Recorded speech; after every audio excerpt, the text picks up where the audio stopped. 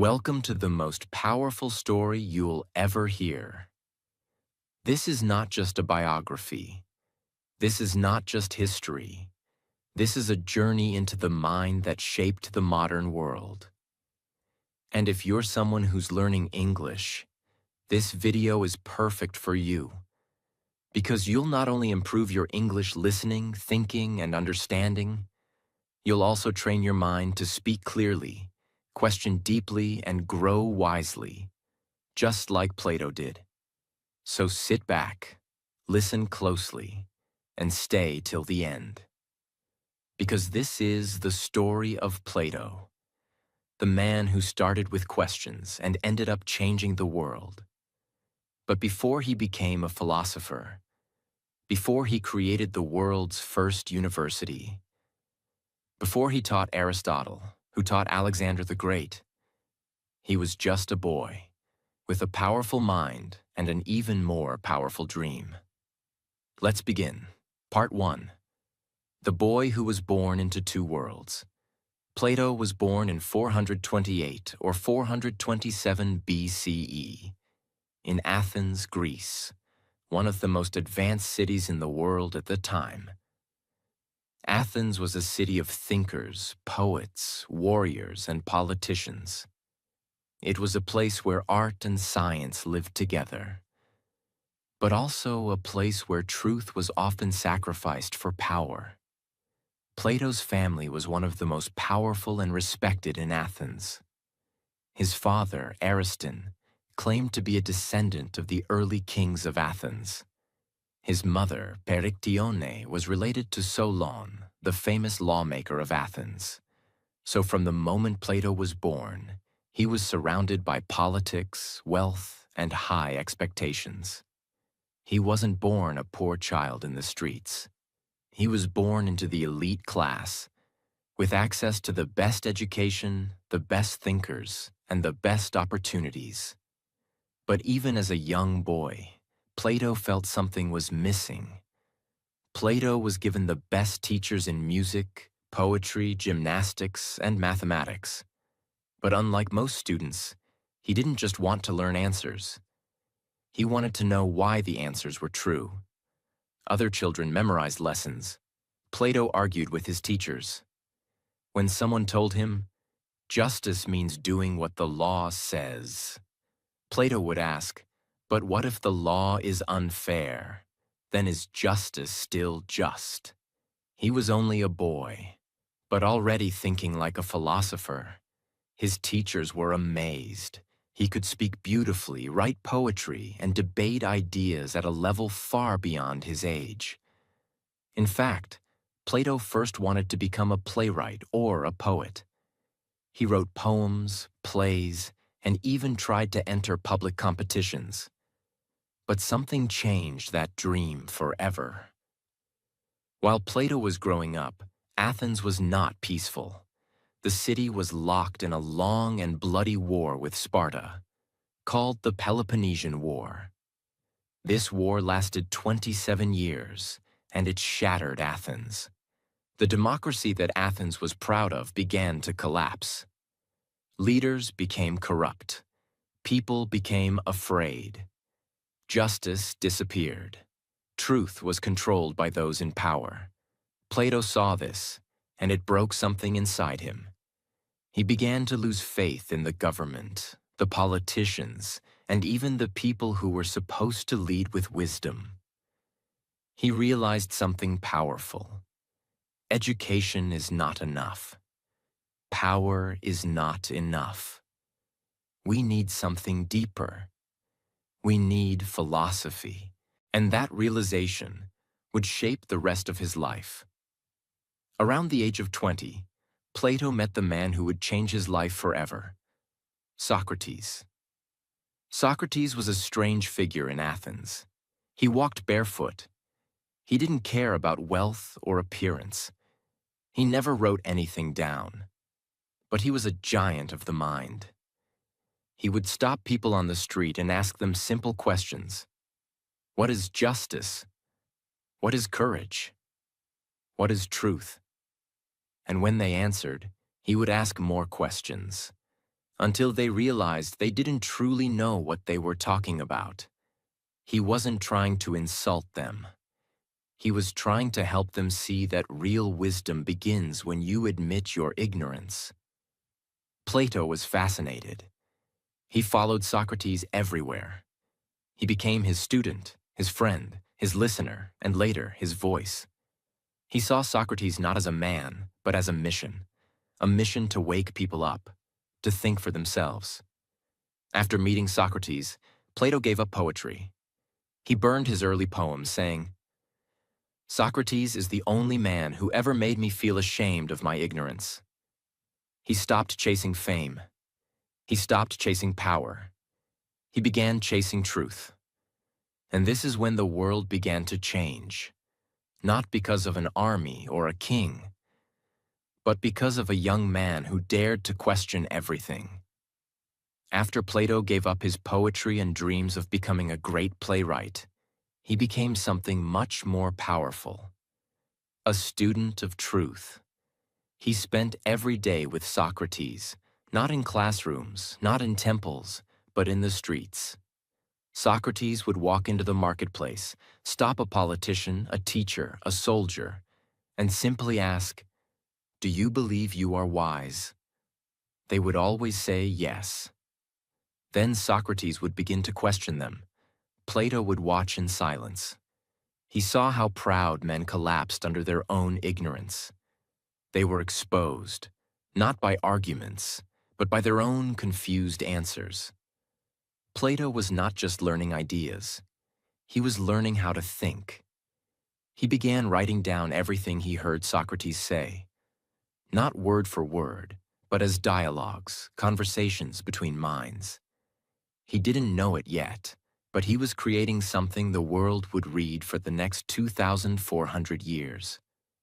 But this beautiful time was about to end, in the most painful way. In the year 399 BCE, when Plato was around 28 or 29 years old, a dark cloud fell over Athens. Socrates, the man who had spent his life asking questions, was now accused of crimes. The charges? 1. Corrupting the youth of Athens, because young people were following Socrates and questioning their leaders. 2. Not believing in the gods of the city, because Socrates talked about a deeper spiritual truth, not the popular gods. The real reason? Socrates was too dangerous. He was shaking the minds of people. He was exposing the weakness of those in power. And powerful people hate being questioned. Plato was shocked, furious, and afraid. He watched as his teacher, his hero, his guide stood calmly in the courtroom, refusing to apologize. Socrates told the judges, "I would rather die than stop asking questions." He knew the price of truth, and he was ready to pay it. The judges sentenced Socrates to death. The punishment? Drink poison hemlock. A slow and painful way to die.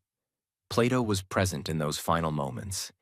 He described how Socrates drank the cup, slowly laid down, and began to lose feeling in his legs, then his arms, then his chest, until the poison reached his heart. But Socrates didn't cry. He didn't scream. He smiled and said, "The soul is eternal." Death is not the end. Plato could not forget that moment. That calm, that courage, that sacrifice. It didn't just hurt him. It rebuilt him.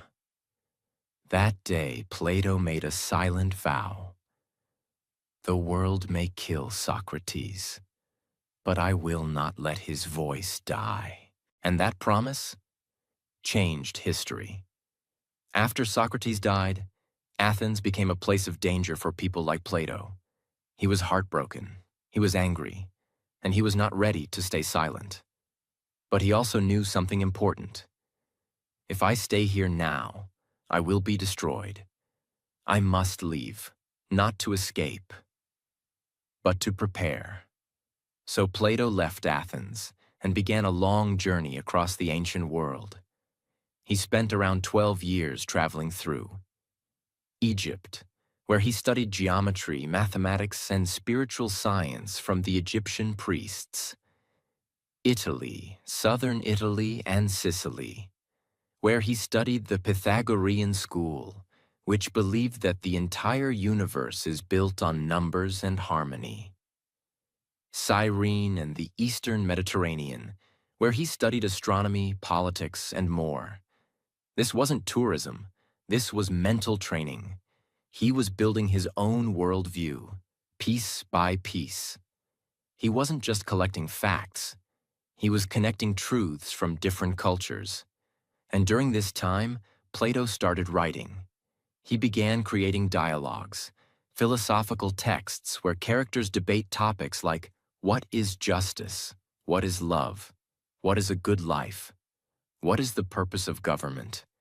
He didn't preach. He made you think. And slowly, the boy who once followed Socrates was becoming a master of wisdom in his own right. Around 387 BCE, after more than a decade of study and writing, Plato returned to Athens. But he was not the same man. He had seen the world.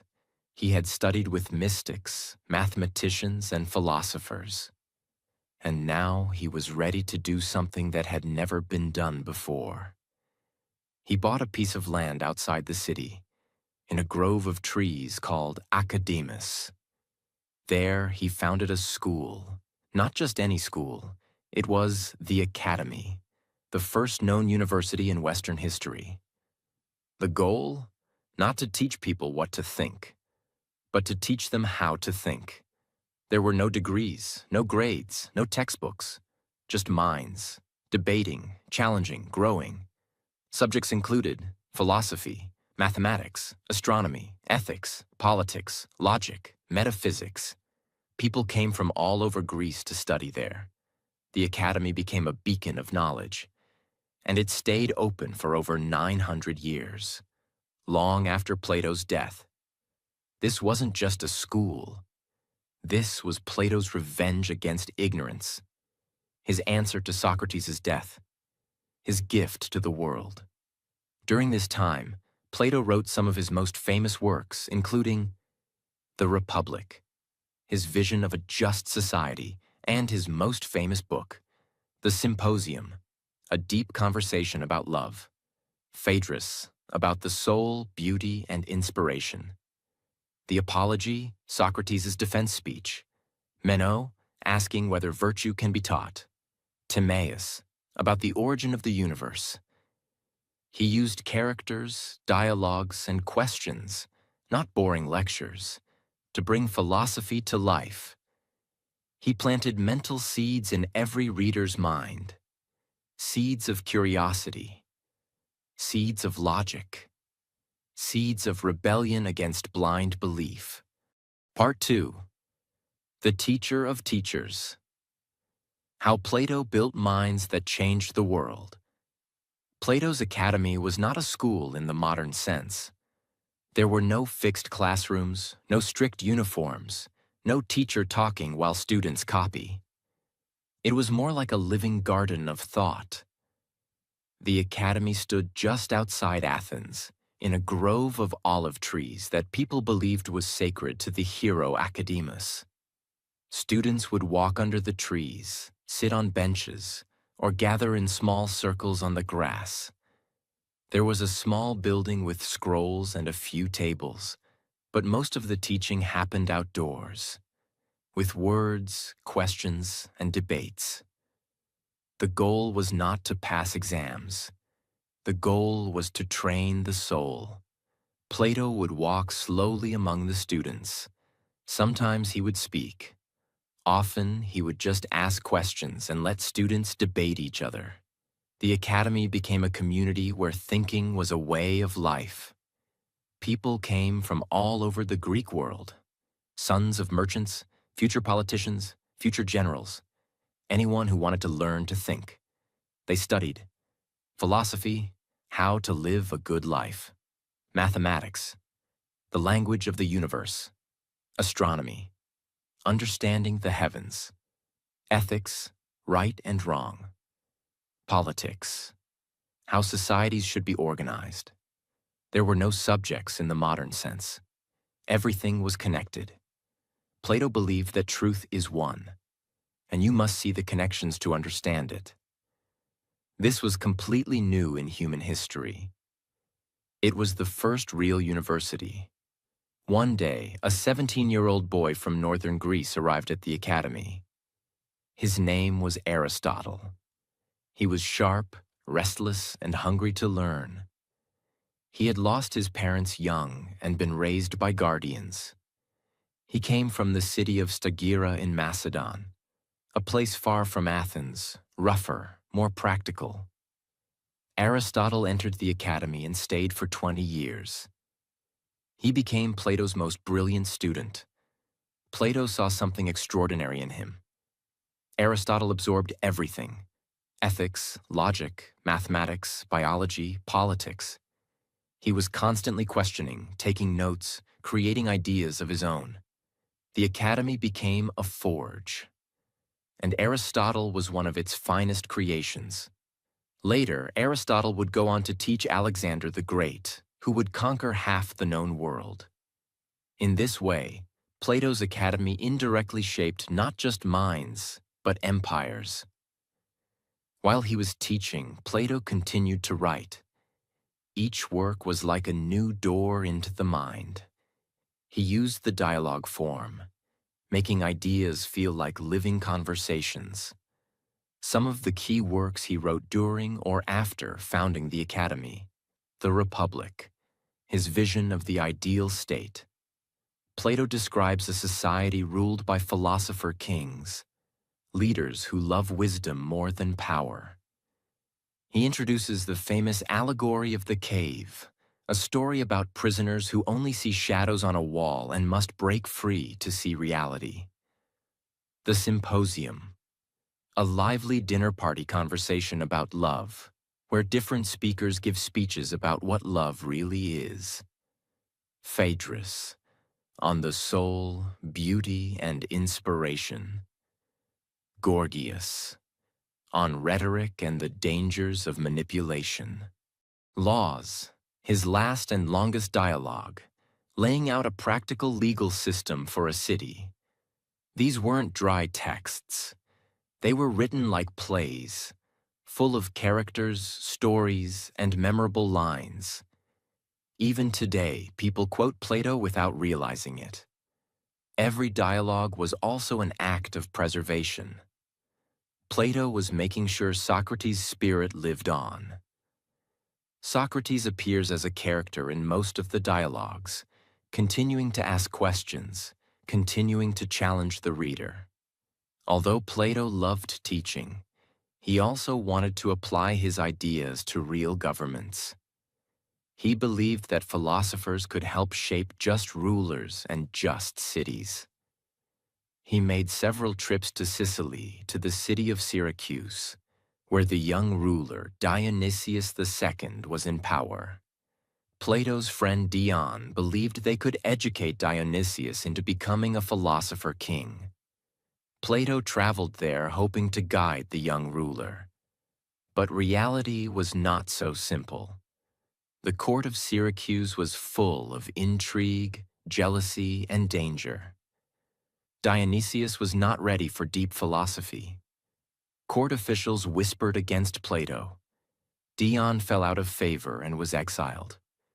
Plato himself was accused of plotting and at one point was even held as a kind of prisoner. He was eventually allowed to leave, but the experience left a mark on him. It showed how difficult it was to bring philosophy into real politics. Yet Plato did not give up his dream of a just society. He returned to Athens and poured his energy back into teaching and writing. During these years, Plato developed his most famous philosophical theory, the theory of forms. He argued that everything we see in the physical world, trees, chairs, people, is only a shadow or a copy of a perfect form or idea that exists beyond the senses. Just like in the allegory of the cave, most people see only shadows. The philosopher turns around and sees the light, the true reality. This idea influenced not just philosophy, but religion, art, and science for centuries. It taught people to look beyond appearances, to search for deeper principles. Plato also explored the nature of the soul, justice, education, and leadership. He believed education was the process of turning the soul, helping people face the light instead of the shadows. By this time, the academy was famous. Students came from across Greece and beyond. Many went on to become teachers, lawmakers, and advisors. Through them, Plato's ideas spread to cities, kingdoms, and later, entire civilizations. Even though Plato had failed to create a philosopher king in Syracuse, he succeeded in something much greater, creating generations of philosopher citizens. The academy itself lasted for centuries, surviving wars and changing rulers. It became a model for future schools, including those of the Romans and later the great universities of Europe. As the years passed, Plato became more than a teacher. He became a symbol, a living legend in Athens. People spoke his name with respect, not because of his wealth or status, but because of his mind. He walked slowly now. His beard had grown white. His voice was softer. But when he entered a debate or opened his mouth to speak, the entire academy listened. He was no longer just explaining Socrates. He was now building his own identity as a philosopher. And though age was catching up, Plato wasn't slowing down. He was becoming bolder, deeper, and more determined. He knew time was limited, and he still had one final mission left. Many people think Plato's most important work is the Republic, where he outlines his vision for a just society ruled by philosopher kings. But in his later years, he began writing something even more ambitious. A work so massive, so detailed, that it took him years to complete. A work called The Laws. Unlike the Republic, which was more idealistic, The Laws was practical. It was Plato's blueprint for a real city, with real laws, real systems, real education, and real rules for daily life. He knew now that ideas alone couldn't change the world. They had to be applied. In this book, he discussed what kind of education children should receive, how marriage and families should work, what laws should exist to stop corruption, how music and art should be used to build character, what kind of punishment and rewards can shape moral citizens. This wasn't theory. This was a real model for real civilization. It was clear. Plato was not running from politics anymore. He was facing it with the sharpest weapon he had, his mind. And he worked on the laws until the very end of his life. While Plato was writing, another story was developing. A quiet, philosophical storm. Aristotle, his brightest student, was no longer just a student. He was beginning to question Plato's teachings. Aristotle believed that Plato's theory of forms, the idea that perfect forms exist beyond this world, was too mystical, too abstract. Aristotle wanted to study what we can observe, what we can see and measure. He focused more on logic, biology, science, and classification.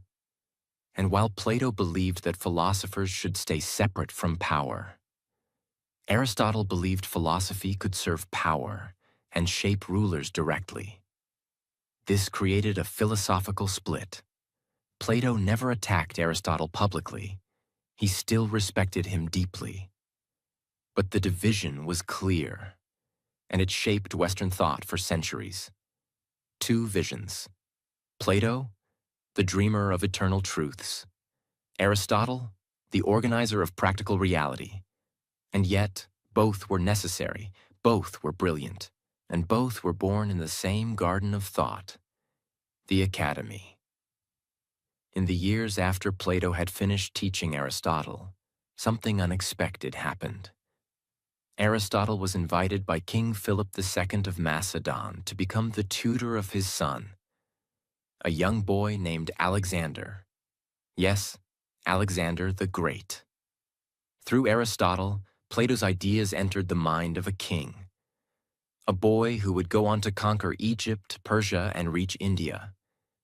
This is what made Plato different. He didn't just write books. He didn't just teach students. He created a chain reaction of minds. Socrates inspired Plato. Plato trained Aristotle.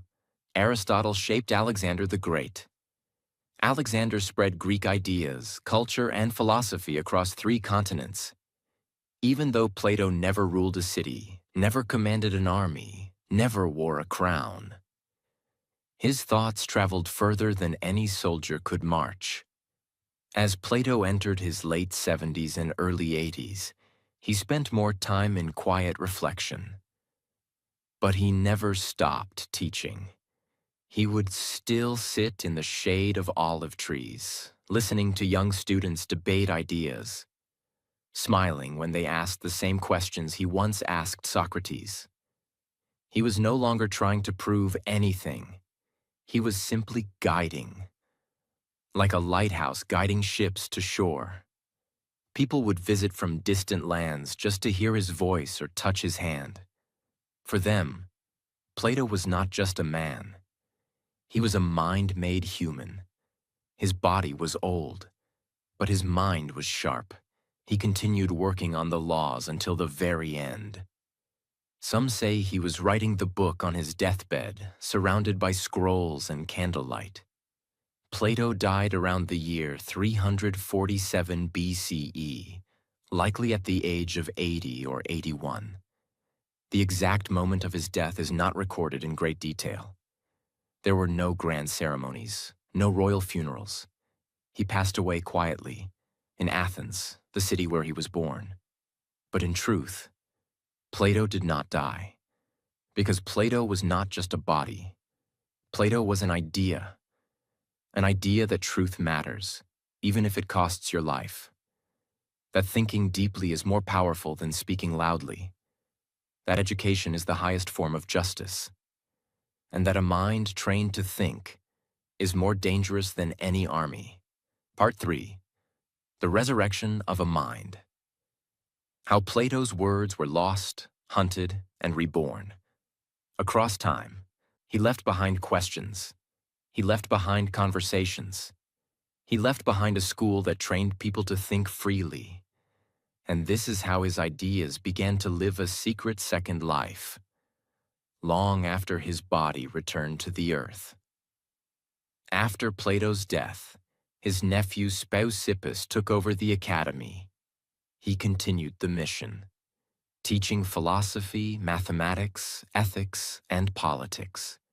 The academy remained a sacred space where no weapons were allowed and where truth mattered more than power. And generation after generation, brilliant minds kept walking through its gates. Over the centuries, Plato's academy survived the rise and fall of governments, the burning of cities, and the changing of rulers. But something even more powerful was about to happen.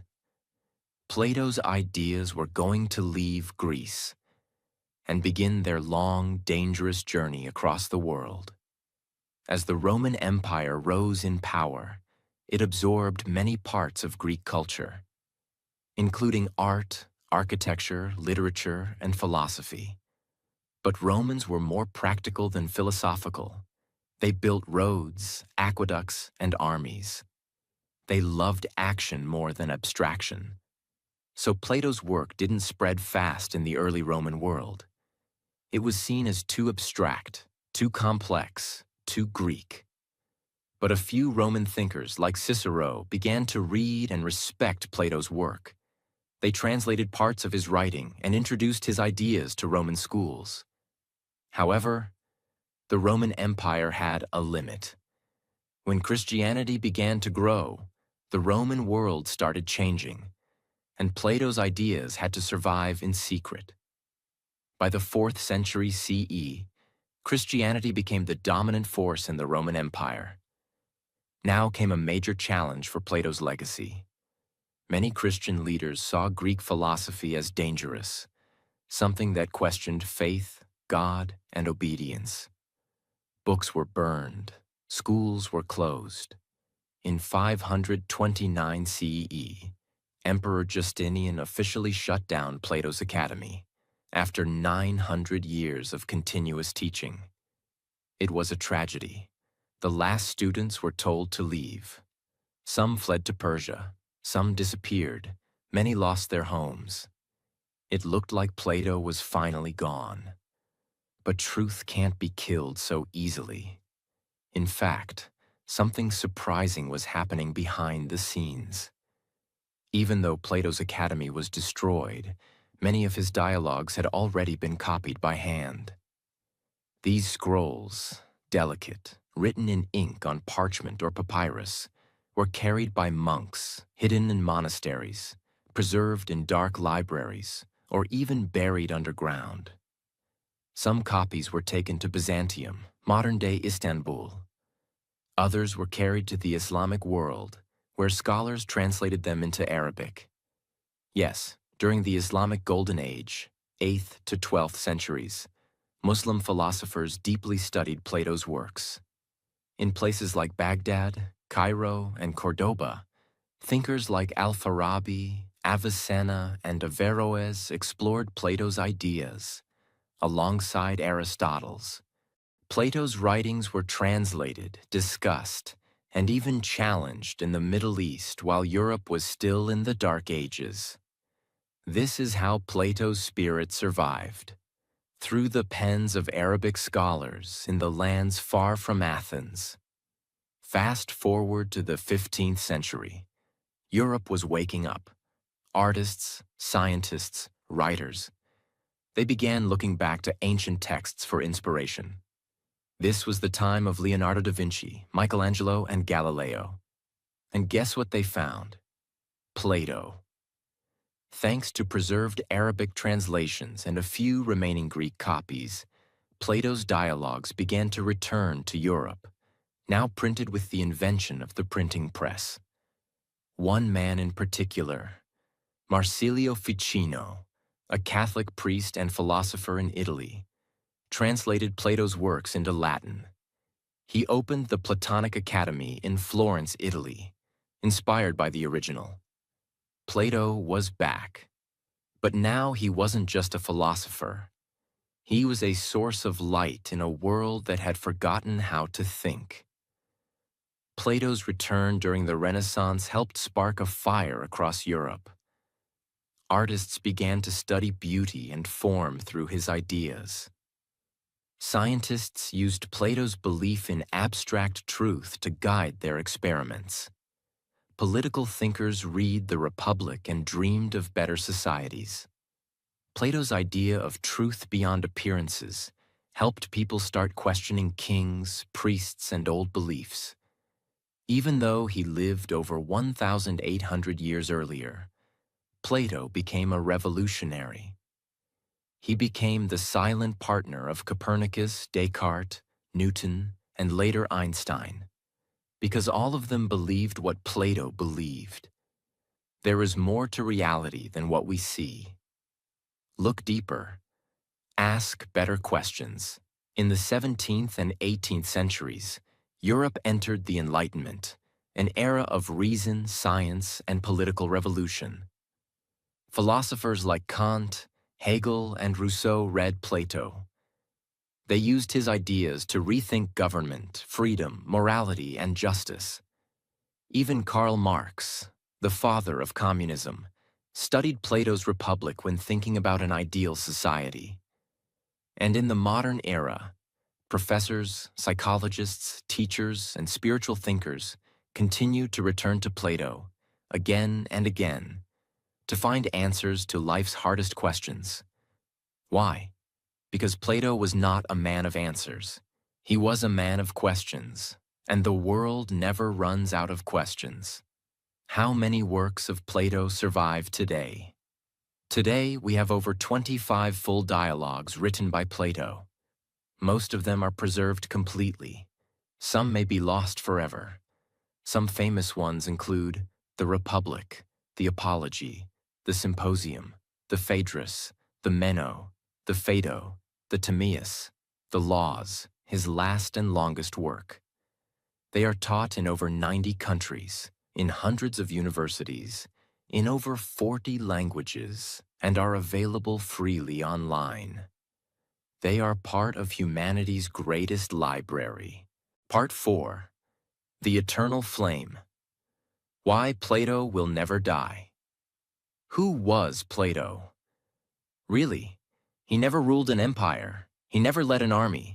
He never wrote poetry for fame or politics for power. He didn't believe in speaking to win. He believed in speaking to wake people up. He was not a prophet, not a warrior, not a king. But Plato was something even more rare. He was a man who chose truth over everything. From the moment he met Socrates, he gave up comfort for questions. He gave up applause for silence. He gave up luxury for logic. He gave up being somebody to understand everything. He was a mind on fire, and that fire still burns. Let's explore why. In the last years of his life, Plato wrote not just about cities and governments, but about the soul. He believed something that shocked many in his time, that the soul is eternal, that death is not the end, that our bodies are just temporary vehicles, that true knowledge comes from remembering what the soul already knows. This was revolutionary. Most people at the time saw death as the end. Plato saw it as a return, a coming home. In the Phaedo, he describes Socrates' final moments. And through Socrates, Plato gives us this truth. The soul is like a bird trapped in a cage. Death is not loss. It is freedom. In another dialogue, the Symposium, he talks about love, not as just attraction between people, but as a spiritual ladder. At the bottom is physical attraction. Then comes love of the mind. Then love of beauty itself. And finally, love of truth. In Plato's world, real love is the desire to unite with eternal truth. He believed love was the engine of growth, and the soul was the traveler. You may not realize it, but Plato is everywhere. When you ask, what is real? You are thinking like Plato. When you say, I want to understand myself, you are following his path. When a teacher asks a student a question to make them think, that's the Socratic method, which Plato preserved. He's in our schools, our science, our psychology, our ethics, our spirituality, and even in our films and stories. Ever heard of movies like The Matrix, Inception, Interstellar? All of them ask, what is real? What is illusion? What is the soul? That's Plato's voice echoing through time. He taught us not what to think, but how to think. And that gift is still growing. Whether you're rich or poor, young or old, English beginner or advanced learner, Plato gives you 7 eternal lessons. 1. Learn to be a follower before you try to be a master. Plato didn't become a master philosopher overnight. First, he was a silent listener. He sat at Socrates' feet. He watched, listened, and absorbed. For years. He didn't interrupt. He didn't pretend to be smart. He followed with humility.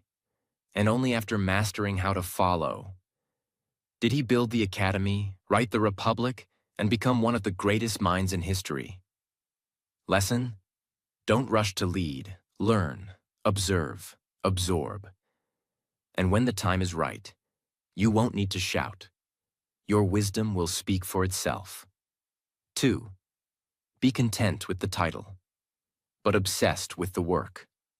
Plato was never obsessed with fame or recognition. He never tried to be a celebrity. He never even gave himself the title philosopher. Others called him that because of the work he did. He taught daily, he wrote, he questioned, but he didn't chase applause. Lesson: be happy with a simple title. Student, writer, teacher, creator. What matters is what you do, not what people call you. 3. Be the charge of your own happiness. Plato believed the soul must be trained. He taught that true happiness doesn't come from the outside. It comes from inner balance. He said, "The man who makes everything that leads to happiness depend upon himself has adopted the very best plan for living happily." In today's world, we blame people, jobs, money, or society. Plato tells us, stop blaming. Your soul has power.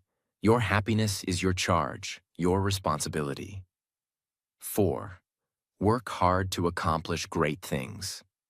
Plato spent decades writing, teaching, questioning, and building the academy. He didn't rely on shortcuts.